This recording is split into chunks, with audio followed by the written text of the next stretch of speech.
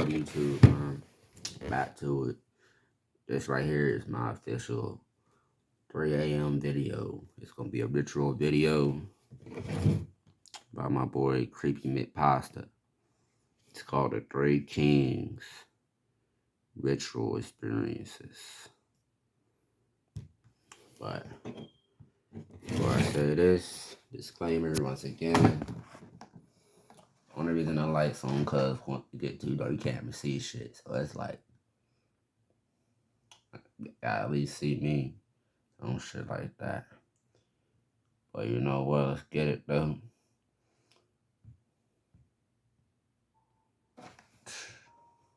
I've never posted here before or felt compelled to tell anyone my story. I came across the Three Kings on the front page of Reddit last night and thought I would give it a try, especially after reading the post that it could be explained partially through a scientific method of being psychological. Here is what went on last night. I read the post around 7:30 last night and thought it sounded like a very fun experiment.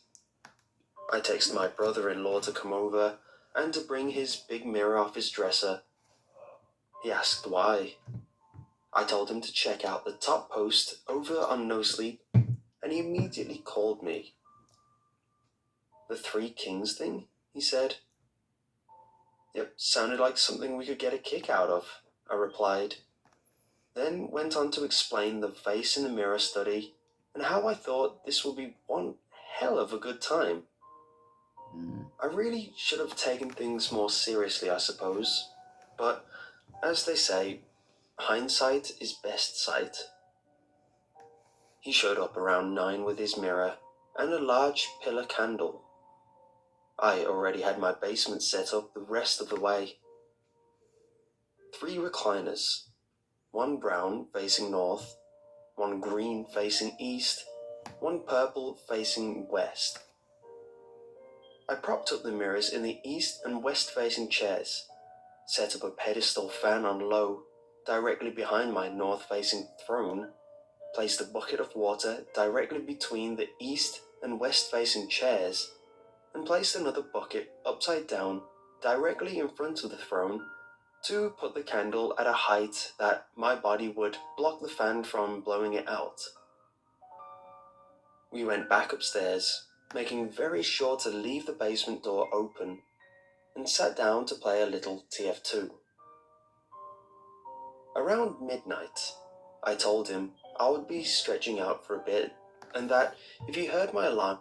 Alright, for a lot of people, there's another video on actually how to do the Three Kings with ritual. I mean, you can look it up. Don't really feel like I should be telling y'all about the shit or like that, but you know, shit. Y'all smart, shit. But, yeah, apparently, there's a few things you're supposed to do. Then you're supposed to wait a certain period of time. And you should be able to feel presence. You know, they say never do it alone. That's because you don't have no one to come open the door, some shit like that. But never do it alone. You know, but get it? Go off, and I did not wake up to come shake me. 3:30 came faster last night than on any night before. I swear I had barely plugged my phone in and shut my eyes before I was out. I dreamed very vividly during those 3.5 hours. I was riding in the back of an ambulance and let out in front of a large building made completely of glass. I stepped out, and the man that had opened the door simply said, "Go now." I ran to the building, and the door opened as I approached. Looking across the building, I could see what can only be called a werewolf being let in the other side. In my dream state, I attempted to go back the way I came in to no avail, and began running upwards to try and escape. Many times, only a glass wall separating me from the werewolf on the other side. The dream had no end. I simply woke up to my alarm at 3:30, grabbed my fully charged cell, a lighter, the candle, and a small cedar keepsake box, my power item, and headed from my room to the basement. "You ready for this?" asked my brother-in-law. "Absolutely," I replied. "Remember, do not touch me. Yell first, then lights, then call me, then the bucket. Got it?" "Yep," he replied, and went back to TF2. I lit the candle and headed down into the dark basement, closing the door behind me. The only sound was the soft whir of the fan as I went to the chair. I checked my phone one last time. 3:32. Perfect. I sat down, placed my candle on the bucket ahead of me, lighter in my left pocket, cell phone in my right, my cedar box situated between my knees, and stared off into the distance beyond the mirrors. It was very quiet. That was the first thing I noticed. Also, once again, like I just said, you do need another person to do this shit. Otherwise, you for surely gonna die. Apparently, because if you go back into the room, there's a demon in the room. I mean, it's a certain way you gotta go about it, but let's see what happens. The fan seemed to have quieted to nothing, and the basement was silent as death. "Here," I heard something whisper from the left. I almost turned and reminded myself that I was not to look at the mirrors. "Here," again. "Here. It's over here." More and more insistent each time. "Look over here." The voice was so demanding, it sent chills through my entire body. "No," I replied simply, surprised at how small and weak my voice sounded. "No, I will not look up. Stop asking." "Good," from the right this time. "You are always so dutiful, but why have you given up trying?" I felt a weight press on my right knee, almost as if someone placed a hand there. It was immediately gone. I see in my peripheral vision the mirror on the right almost rippling like water. The mirror on the left seems to be spiraling inward with movement. "You never listen," from the left. "That's why these things happen. You never learned to listen. That's why I've come for you." More and more aggressively. "There are no second chances. There are no other options. You will pay for it, and you will pay what I want to take." From the right. "There is no reason not to pay back what is owed to him. Give him what he wants. Just take a glance." "No." I gripped my box tighter. "What is this?" I asked. "What am I hearing?" From the left. "Judgment." From the right. "Fate." In unison. "You should have just let him catch you and be done with it." The dream immediately came back to my mind. "It was only a dream," I whispered. "Just like this." "This is no dream, fool. came the voice from the left. You were never good at entertaining new ideas, fool, came the voice from the right. Now accept what is happening. A splash of cold water awoke me from whatever it was going around on me. I looked up from the floor to see my brother-in-law standing over me with an empty bucket, lights on fully above me. What the hell, man? I called you 5 times before I turned on the lights and stood here yelling before I soaked you. What the hell, man? I don't know, I replied, looking down at my cell to see the missed calls, all at 4:34, 4:34, 4:34, 4:34. I really have no idea. It was 4:35.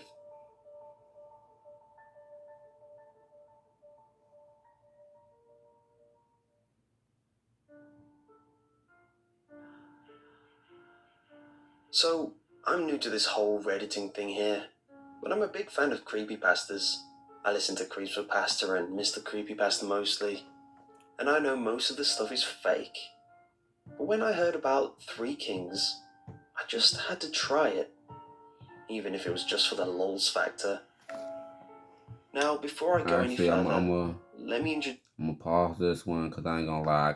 I thought it was a more lengthier Three Kings story, but since it is not, what I'm about to do is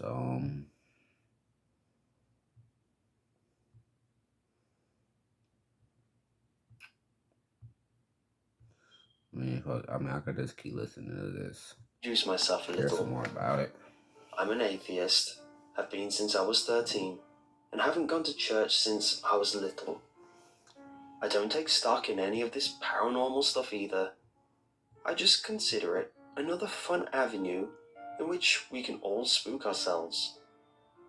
But ever since I tried this Three Kings thing, I'm not sure where I stand. I did this experiment at my girlfriend's house. She has a dance room right outside her room with a mirror wall, thankfully, positioned on the south wall, while the wall towards the north was blank. I feel like I should probably, put a little different video on real quick. I'm about to put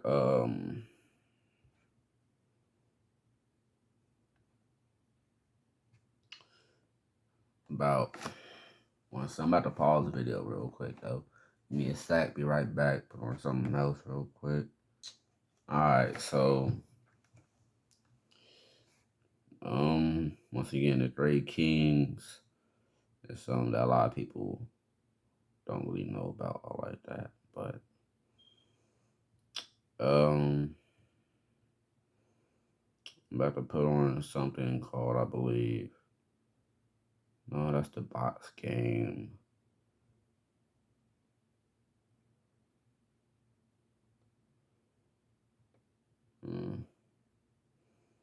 I don't know, y'all give me a second. I'm trying to put on something good.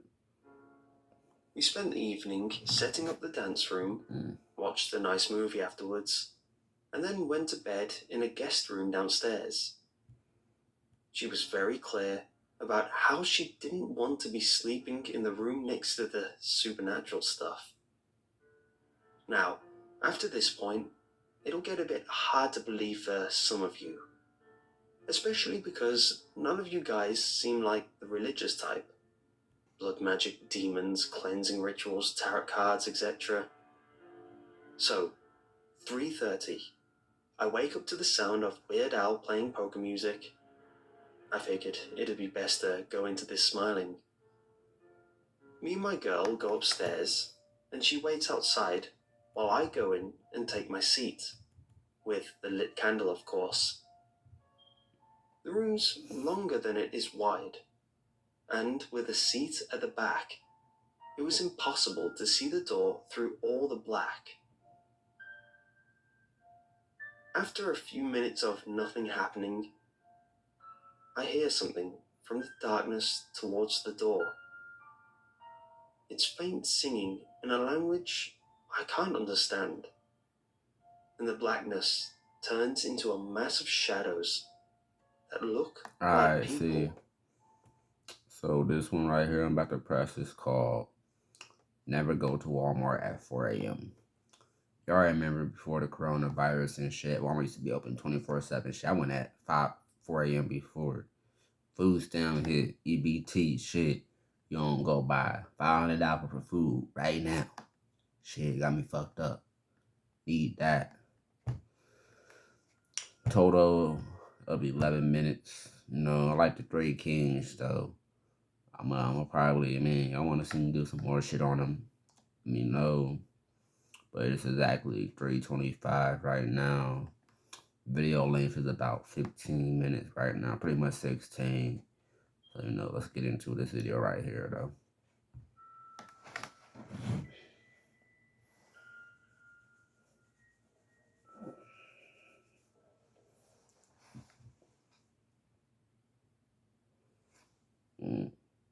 I used to work as an overnight stalker for Walmart. For those of you who are unaware of what a Walmart is, it's pretty much an oversized convenience store, selling anything from clothing to food to electronics. If you are in need of something, chances are Walmart has it. As many of you are aware of what a stalker is, I suppose I should still explain what it is I did. Basically, whenever you walk into a store and you find yourself mindlessly glancing over all the various items on the shelves, somebody had to put them there. And that somebody was me. It's pretty much cut and dry as far as tasks go. Either you're taking inventory or unloading products from the back. However, for the most part, it's the movement of items from the back housing area to the shelves. For a lot of the youths in the US, working at Walmart is generally a first job location for those who don't wish to dive into the chaos that is fast food service. As for myself, I ended up with the job after recently getting laid off. The job market was rough at the time, and me needing an immediate source of income, I found few other options. The job itself was fairly simple, and the supervisors were quite lenient on some of the regulations. For example, during my shift, I would be allowed to listen to music on my iPod while I worked. I'd be allowed some moderate breaks. To be honest, as long as my section got finished and I wasn't late or belligerent, I was pretty much left alone to do my job. Me personally, man, I love Walmart. Go in that bitch, they got good ass food, hot food. They got they got the electronics section. You go to other areas and shit. It's a different Walmart. It's Walmart, but a different name. Like, I'm in Dallas. They got some things called like Tom, some shits. Pretty much high end grocery stores like Walmart, but it's not nationwide type shit. Feel me? So it's a whole lot of different places that you can find them. It's not really that many places you find the shit, but I love Walmart, man. Go in that motherfucker. I can. That is straight buy food or electronics. I don't fuck with their clothes. That shit trash. But their food though, motherfuckers bang. But it's good. Spent the first few weeks acclimating to my new schedule and surroundings. A lot of time was spent learning the ropes, so to speak. Meeting other coworkers, learning what is expected of me, the ins and outs of taking inventory, as well as proper stocking etiquette. Yes, I said stocking etiquette. Such as don't block the aisles, refrain from leaving boxes strewn about. If a customer is attempting to get an item you are blocking, to move your cart out of the way completely. Apart from learning the job, I found the toughest transition to be the hours. Working the night shift can be somewhat daunting. Having to wake up when the sun is setting and coming home when the sun is rising takes some getting used to. Now, it's no secret that certain... No, the fuck it don't. Like, go on that bitch at 10, leave around fucking 6. Bro, your ass can still go to the crib, get about 4 hours, 6 hours, 8 hours. Man, you still get a lot of sleep in. Come right out, it's still daytime, you that bitch busting, bro. Like, I used to work a motherfucking 6 a.m. to 6 p.m. Now that's some shit. You wake up, it's dark, and when you leave, it's dark. So it's like, yeah. Individuals frequently shop at Walmart. Even though customers come in all shapes and sizes, you do get some strange customers from time to time. From people dressed up in outrageous costumes to customers not dressed up in, well, anything. Hell, in my first week, a rather large gentleman walked up to me wearing nothing but those old school gym shorts. You know, the ones that are far too short for anyone to be wearing legally. He then demanded I tell him where the office supply department is. Why he's seeking the office supply department at 2 o'clock in the morning wearing gym shorts is beyond me. But that's not what this story's about. One night, after settling into my routine, I decided to take a much needed break. Normally, there is a specific area for employees to take breaks, but me being a smoker, I usually took my breaks out back where the shipment trucks and dumpsters are. It's not the greatest of places, but it's quiet and beggars can't be choosers, am I right? Oh, man. First of all, man, you in Walmart, bro. You can go up through the front gate. They got the little smoke section off to the right, bro. You can be over there. The tables you can sit down on right by where they push the carts and all that shit, bro. So the fact that it's down there this time in the morning, you on the back with the truckers and shit, usually unpacking shit. You know there's less security. It's not. It's a less comforting vibe back there because once again, it's heavy lifting equipment. They don't really give a fuck about what they're doing. Shit, they can hit your ass and you won't be, oh damn, I was smoking a cigarette. But get into it still. I was standing out there, enjoying the peace and quiet, watching the light from the single street lamp bounce off the green sludge the dumpsters were leaking, when I saw movement out of the corner of my eye. From where I was standing, there were two semi-trucks side by side. I thought I saw someone or something duck between the two when I glanced over. Now, I know this goes against every horror movie ever made in the history of anything, but I called out to it. Hello? And just like in the movies, nothing responded. My mind first thought about a homeless junkie who was sleeping out back, but didn't want to have the police called on him for loitering. Then my imagination began to shift to a knife-wielding psychopath waiting for me to walk around that corner and slit my throat. Once that thought popped into my head, I quickly noped the hell out and went back inside. I went back to work and put the whole experience out of my mind. I put it out so far that I found myself going back outside again for my second break. It was around 4 a.m. and I was heading into the home stretch of my shift. As my hand rested upon the door is when that earlier experience came rushing back to me. After negotiating with myself that my need of nicotine was greater than my need to live, I pushed the door open and stepped outside. After walking outside, I instantly noticed something was wrong. The lone street lamp from before was off. Now, I had taken my breaks later in my shifts before when the sun was beginning to rise and the light outside would be turned off. But it was still pitch black outside. What I should have done was turn right back around and go back inside. But What you should have done is know you at fucking Walmart with a couple, like there's a lot more employees. So why the fuck you going somewhere at night by yourself? Like, after you already seen some shit, I would have been like, bro, man, come, bro, I'm about to spark me a bleezy too, bro, man. Come up in the back, bro. You about to smoke a blunt, bro. I'll smoke this ciggy, man. You feel me? Shit like that, but I mean, motherfucker crazy, bro. in a moment of tired confusion, I accidentally let the door behind me click shut. It was one of those external doors that are always locked from the outside to prevent thefts. Normally, I would just prop it open, but in my stupor, I forgot. Hearing that I click, I thought the felt my door heart begin behind to me beat was faster. opening. Like, what? I tried to calm myself, rationalizing that it was only a 2-minute walk around the building to the front. So I stood there, in the dark, the only light emanating from the ember of my cigarette. Then I heard something that made the blood drain from my face.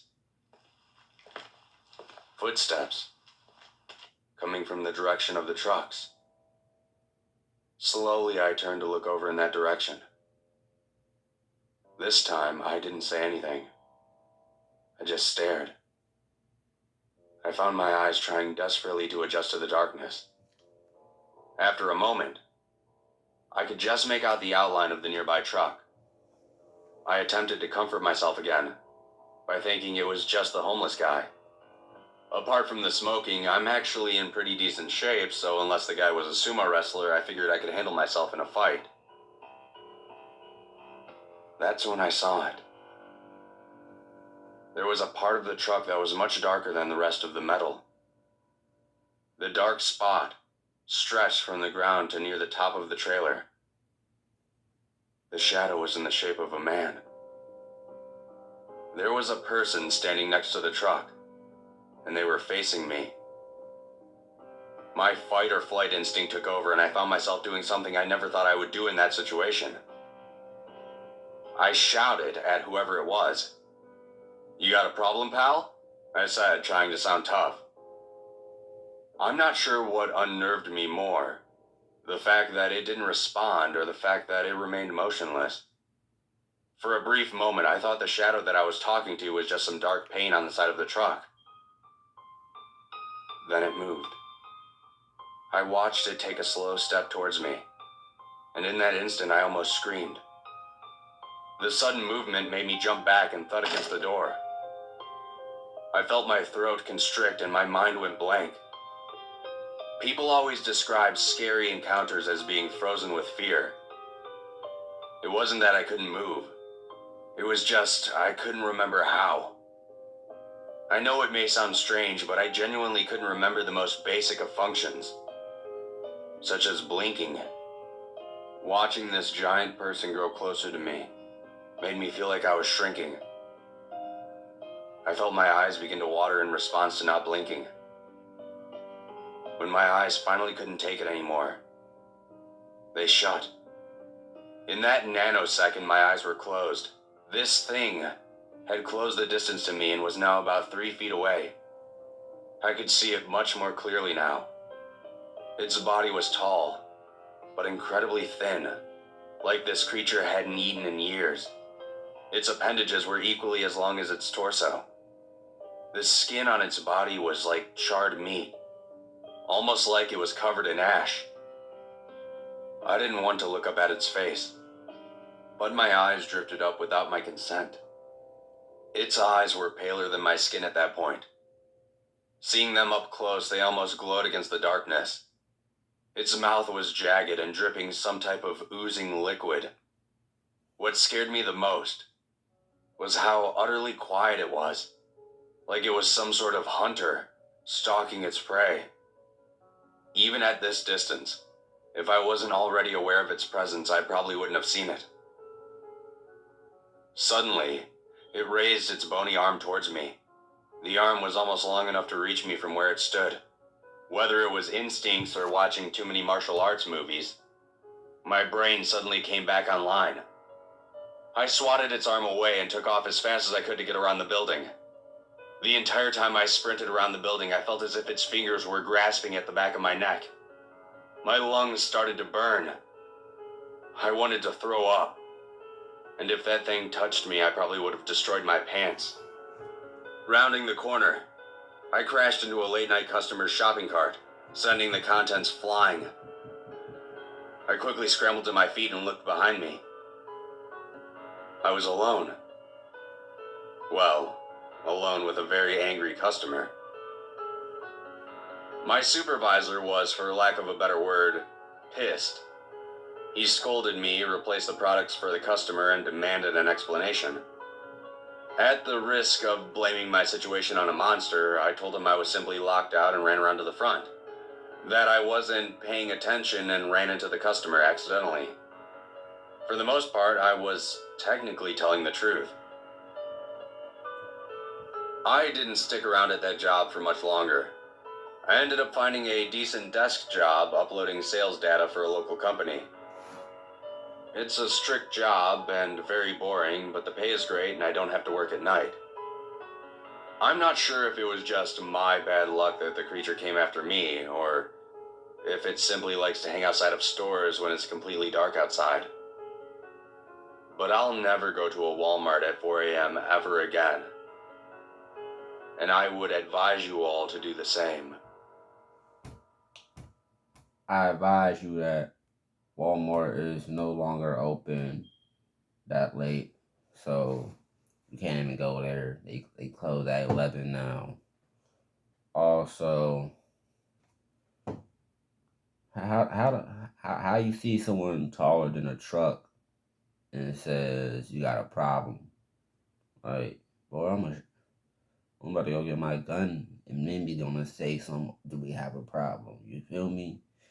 Like, I mean, like, I don't know. It's alright. It had a little bit of suspense to it. You know, on the second half, the first half was more of, oh, he thought it was small, that something was over there, you know, shit like that. It wasn't small. The motherfucker big, long, skinny and long. So with that being said, next thing was like, oh, to describe how he was, it kind of reminds me of the Siren Head, how he built. I mean, at the same, a lot of creepypastas, you know, they'll tell you that some of their limbs, as long as their torso or their knuckles drag on the floor, you know, details like that, to let you know that it's at normal size. You know, it's not normal. But I'm gonna give it a solid rating. I'm probably give it like suspense wise. You ain't really get that till the end, but then again, it's like it is Walmart, so the area is safe and secure if you go around front to where there's everybody gonna be at. Feel me? Especially around the time Walmart was open 24/7, so it's like shit. Go around the front, you cool. Shit, go smoke your cigarettes up there. I smoke weed up there. Shit, but besides that, Dama, I give it like a had suspense once again. Not really all there to that very end segment. It did detail how the creature looked in a way, but I mean, I like the fact that they said he had hunter-like qualities to him, able to make no sound, even within being 3 feet apart. So, but, cause I don't want to give it like a low one and make it feel like, oh, it's bad, cause it's not bad. I like it's good if you like listening to things that can have your heart racing or some, oh man, he got out of there. Oh my god, you know, something like that. But it's nothing all that much to where it's like, you know, details, lore, adventuring, you know, discovery, shit like that. I'll give it like a 4.8. I don't know, could be probably like a 3.8. Once again, though, it's not bad. Like the rating isn't me saying, oh, it's bad. It's more of me saying that's just my opinion on it. It's a good story. Just ain't have all the jags, the edges, you know, the roundabouts, the things that make it pop out like that. You feel me? But like I said, man, it is 3:43. I probably got time for one more quick one. That don't look crazy right there. I ain't gonna look at that though. This one I think is 8 minutes. 8 minutes. Oh.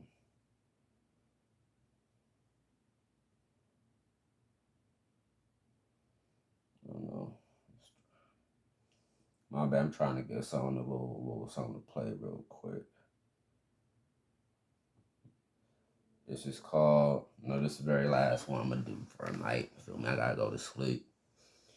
But this is called "Don't Take the Elevator at 3 a.m."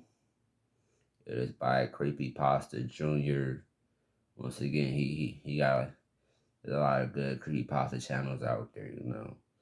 But you know, it's about 5 minutes. Let's get this rolling and see where it goes, you know. Mm.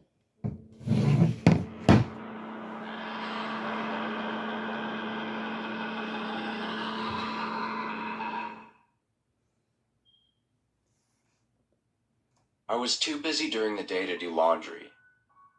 That's what I told myself, but mainly, I just wanted some time out of the week to just be alone and unwind with my thoughts. The laundry room in the basement was always close to empty for the most part, save for a few college goers in the early hours of the morning. So I always found myself there, squatting next to the spin cycle of my thoughts in the washer. Most of the time, I just pondered randomly and let my mind do its own white noise thing for a while. I must have been there on a Friday night, Saturday morning, and it was completely empty. It was early in the morning when my laundry finished the dryer cycle and I pulled my clothes out ready to collapse into bed in my apartment on the 15th floor of the building. I made my way over to the only elevator that came down into the basement in the center section. While waiting for the doors to open and with the help of the ceiling lamp, I started to read the notice board and the posters that advertised what was going on for the next month. Looking at the clock behind me, I noticed it was starting to get really late. Exactly 3 a.m. I really shouldn't keep doing this to my sleep schedule, I thought. I almost didn't hear the elevator doors open behind me. And if it weren't for the voice, I would have stepped in. That moment of hesitation probably, in retrospect, had saved me from an unknown fate. You know how elevators sometimes have a voice in their speakers to announce the floor and the direction it was heading? For example, if it was on the third floor on its way down, it would say something like, "Third floor, going down." The voice that spoke from the elevator came out many octaves lower and much slower than usual. "Basement, going down." I felt a wave of uneasiness wash over me. There was never, for as long as I've lived in the building, floors lower than the basement. I had never seen a button lower than B for basement in the elevator. I felt at that moment an extreme fear root my feet into place as I stood in front of the parted doors. The elevator doors usually shut after a few seconds, but they remained open for almost a complete minute, as if waiting for me to get in. When they finally closed, I had the impression it had given up for the time being.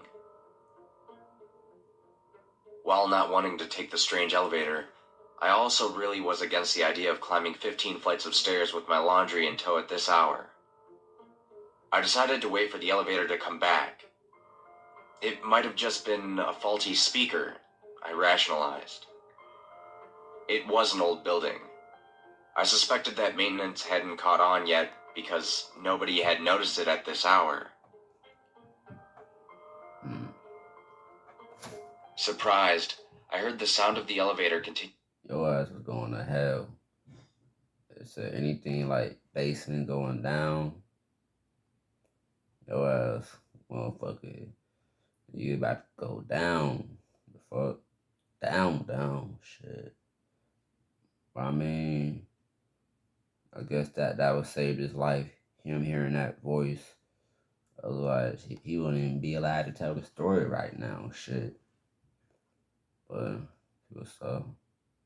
Continuing down below the floor of the basement for an unknown number of floors before I heard the faint but unmistakable ding that signified the opening of the doors. So there were floors beneath the basement. How deep did the building go? I remembered how deep the dinging sound came from underground, and the muffled shuffle of what sounded like multiple people piling into the elevator, and suddenly felt like it wasn't the best idea to stay here waiting for the doors to open. I looked up at the highlighted button. It hadn't been my brightest idea to press it. I only wanted to go upstairs faster, but now I was scared of seeing the occupants from the elevator from its underground trip. I had basically guaranteed that the elevator would open on the basement on its way up. As soon as I came to that conclusion, I heard the elevator murmur on its way up, and I sprinted for the stairs that took me into the lobby.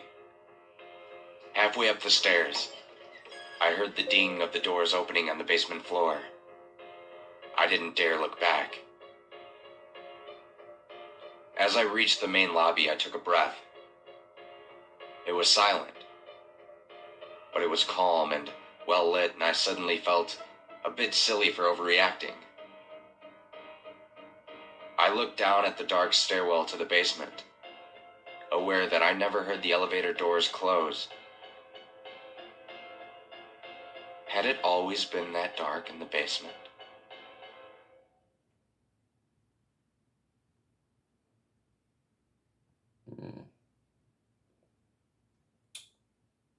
Alright, so that one was. I'm gonna give it pretty good. I'm gonna say it was good because of the fact that it made you question where's this elevator going that's gonna go lower to the basement. Then once again, you don't want to walk all your laundry up 15 flights of steps. Feel me? But at the same time, it's like press it again. You hearing people hop on it up underneath. The floor is up under ding ding. So it's like it made it suspenseful because once they hit this floor again, you ain't no weapons in there. That thing it came from deep down underneath, and it had things in there. Feel me? I like that suspense at the end. It made you question shit. Kind of put a little rush on my little chest for a sec. Like, if you look back, what will you see? I was hoping you look down the stairwell, see like a faint woman that's bloodied or dead or some shit like that. But I mean, good one. Say like I'm gonna give that one solid five. Solid five. Good one. I mean, reason why I want to say that suspense is real good. The other story, the suspense wasn't all that much there because of the fact that whole time he in the area where he ain't have to be alone. Here is like, oh yeah, this man doing laundry late night and he don't want to go up 15 flights of steps. So the suspense is more, oh shit, man, it could be a mistake. You could just be a whole bunch of different shit. But that being said, though, shit, pretty much over for 3 a.m. It's 3:53 right now. And, shit, take my ass to sleep, smoke me a little cigarette.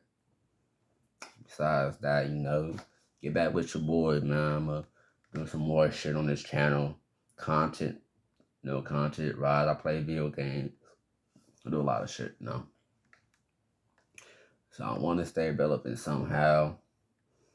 Reactions. I want to do skits, Got a lot of friends and shit, So, with that being said, man, deuces, man, once again, this reaction to some shit. Get it out there. Deuce.